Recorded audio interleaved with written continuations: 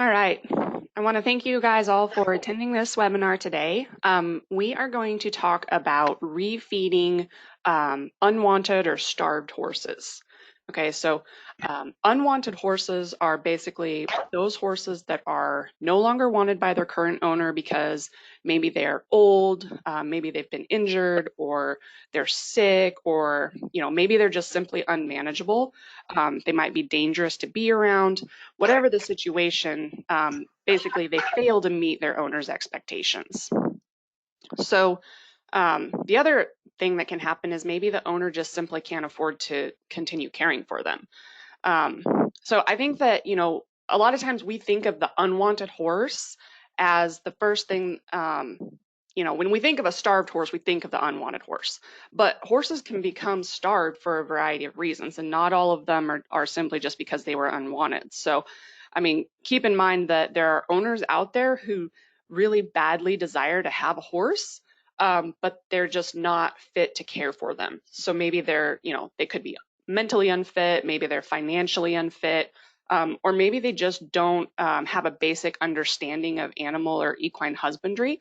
They might just simply be ignorant to what a horse actually needs in order to live and sustain a healthy life. So, and then there's other reasons that a horse can be starved too. They might have physical conditions that they're dealing with, or like herd dynamics can play another big role. So, if a horse is being constantly chased off of the food supply, so let's say, horses are in essentially a dry lot situation with a big round bale out there, and there's a dominant horse that continually chases off a horse that's at the bottom of the pecking order, that horse may not actually be getting the food that the owner thinks that he's getting.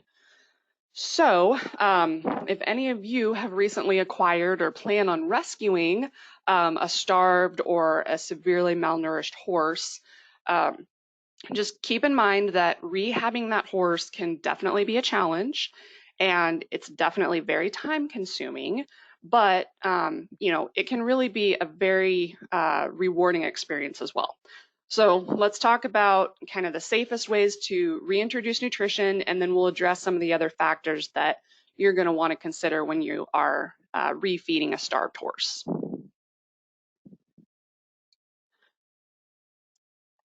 If I can get my slides to advance, there we go. So first, let's walk through how the body gets to the point of starvation to begin with. Okay, when a horse is not taking in adequate amounts of nutrition, it starts to use glycogen and fat stores as the energy sources. Okay, so those glycogen stores, which they used first, are only going to last about 24 to 36 hours before they're completely depleted.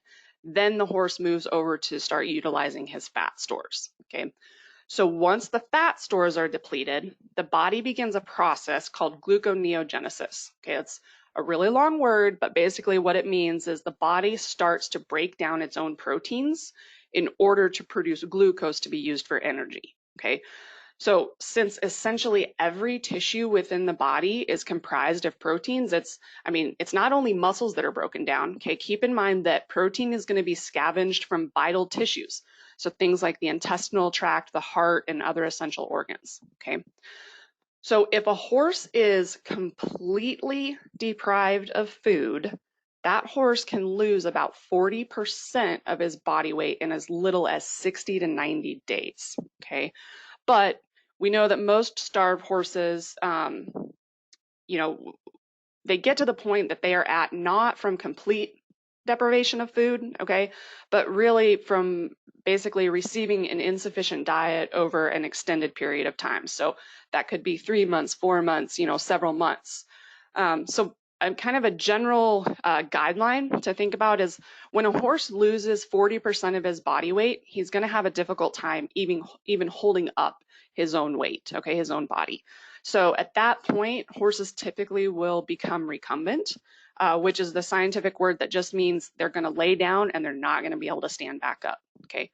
So when a horse then loses more than 50% of his body weight, at that point, the prognosis for survival is simply not good. Okay.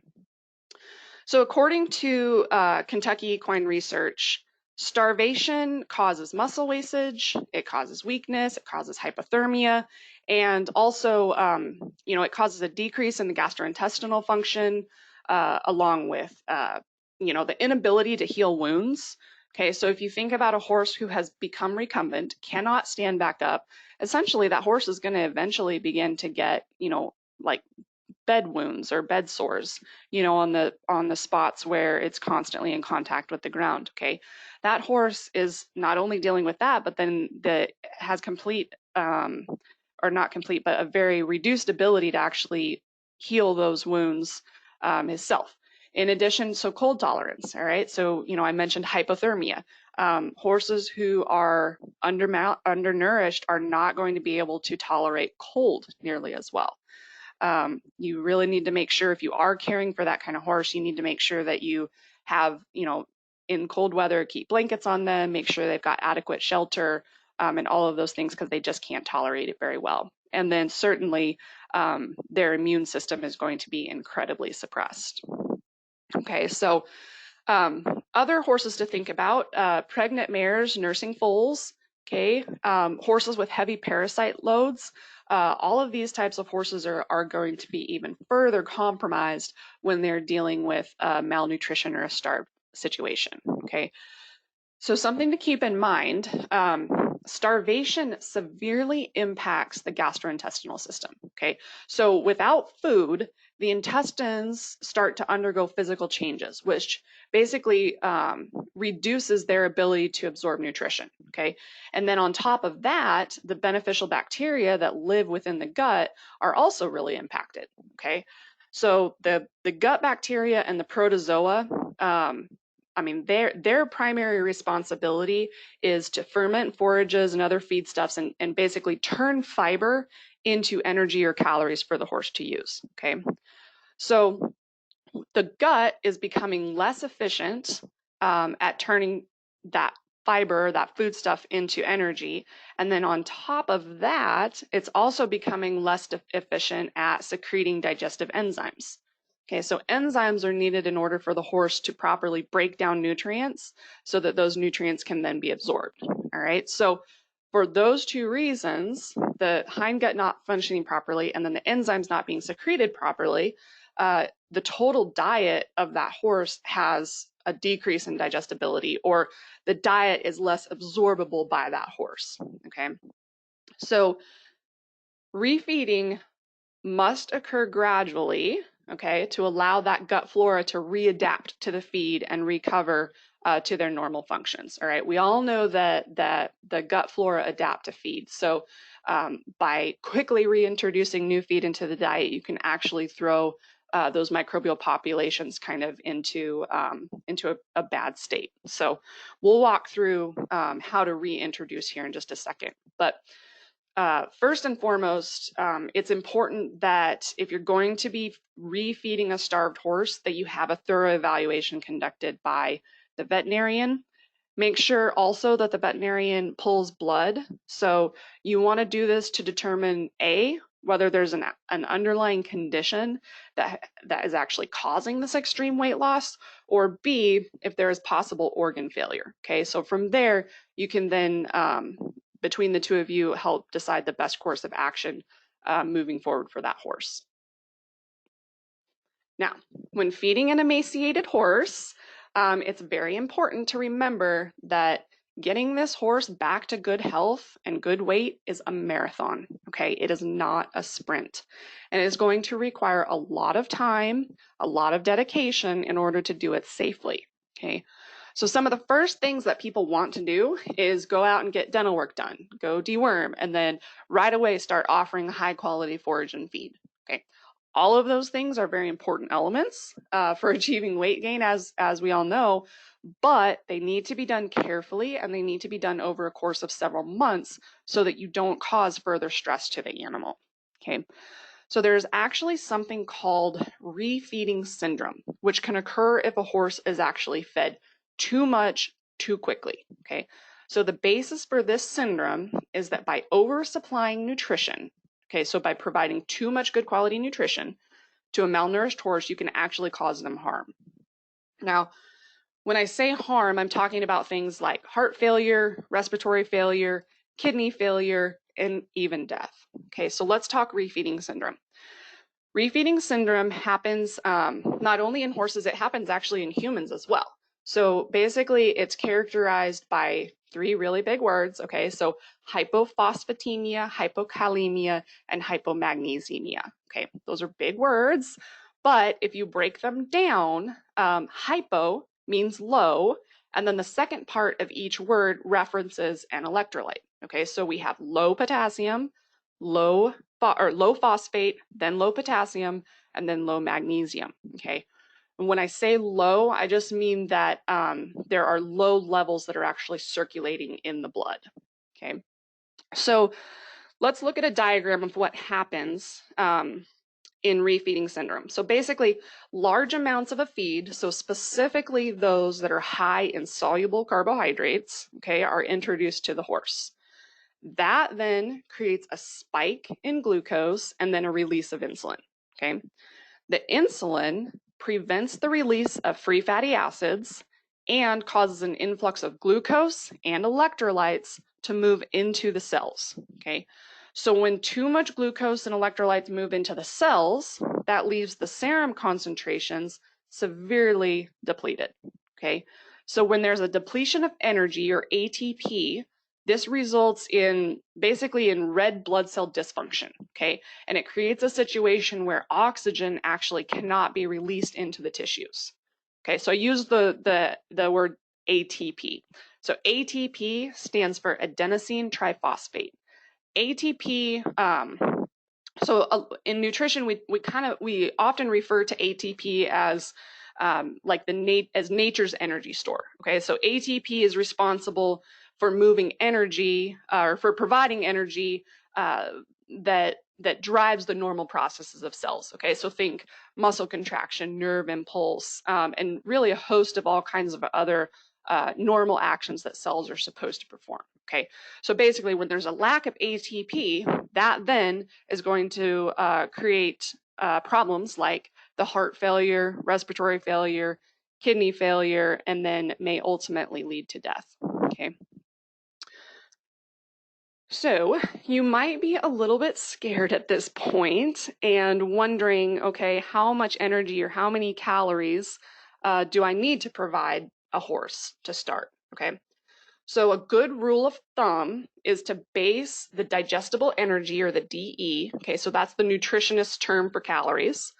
You base the DE intake on the horse's current body weight, not his optimal body weight, okay? So let's take a horse that should weigh, in a healthy condition, he would weigh 1,100 pounds, okay? But let's say he's starved down. Let's say he has lost 30% of his current body weight. So currently he is at 770 pounds, okay? So in order to estimate his calorie needs, what you do is you first have to convert his body weight from pounds to kilograms, okay? So there are 2.2 pounds in 1 kilogram. So all you do is you take 770, which is his current body weight, and you divide that by 2.2. Okay, so that gives you a weight of 350 kilograms for this horse. Okay, so now we use that number to calculate the digestible energy requirements. So basically, you take his weight in kilograms, which is the 350, and you multiply that by 0.03. Okay, this gives you 10.5 mcals. Now, most people prefer to think of calories as kcals. So in order to get to kcals, all you do is you just multiply that 10.5 by 1,000, okay? So this means that for this horse, we would need to provide 10,500 calories per day. All right, so let's just provide a little bit of perspective around what 10,500 kcals looks like. So I actually pulled the hay analysis off of the grass hay that I feed to my own horses. It tested around 12% crude protein and has 880 kcals per pound. Now that's on an as-fed basis, not a dry matter basis, so just keep that in mind. So to determine how much of this particular grass hay that I would need to feed in order to provide 10,500 calories per day to a starved horse. Basically, all you do is you take 10,500 and you divide that by 880, which gives you 12 pounds per day. Okay, so keep in mind that that is per 24 hours. So you know, if you're going to split that into 2 feedings, you would do 6 pounds morning and 6 pounds evening.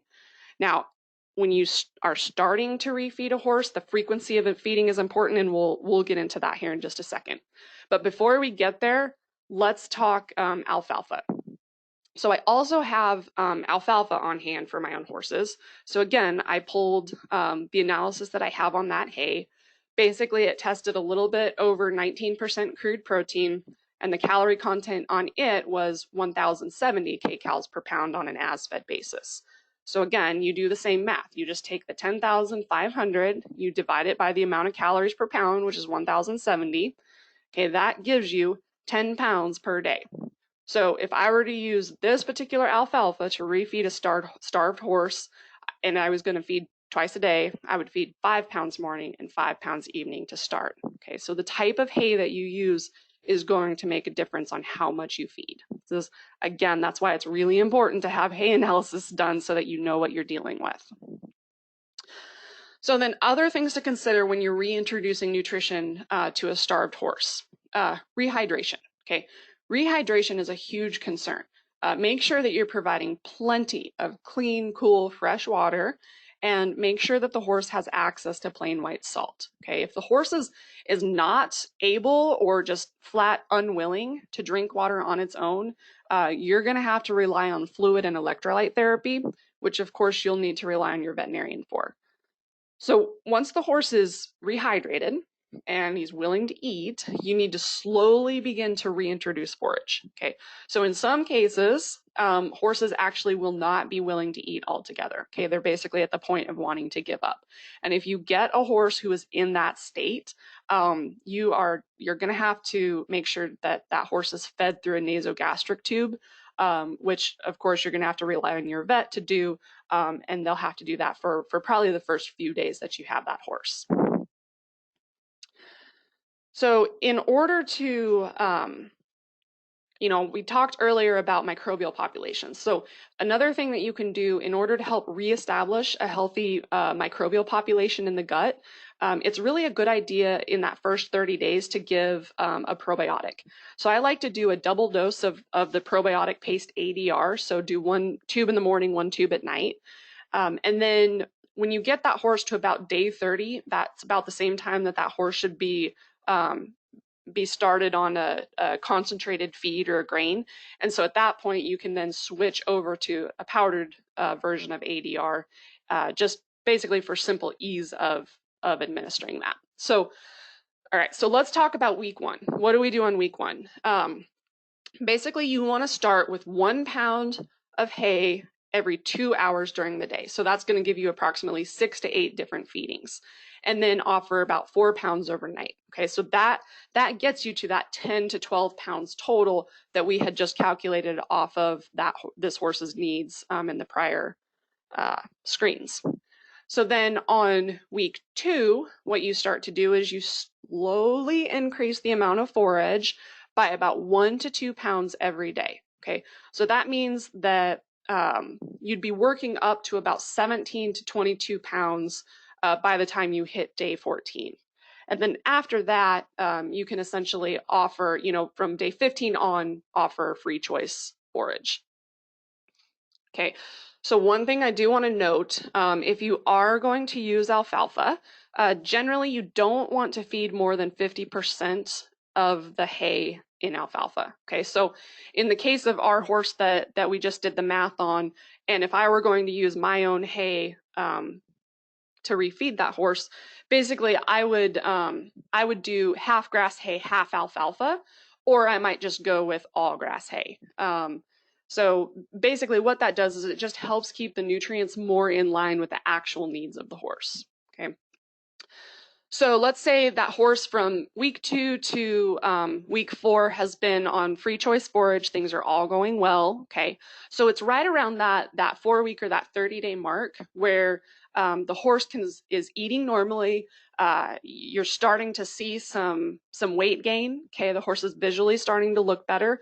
It's at that point where you can slowly start to introduce a concentrated or a commercial feed. Okay, so you want to choose feeds that are high in fiber, such as senior feeds and beet pulp based feeds. Okay, you also want to make sure that the feed you're choosing is low in non-structural carbohydrates. So again, that's your starches plus your sugars.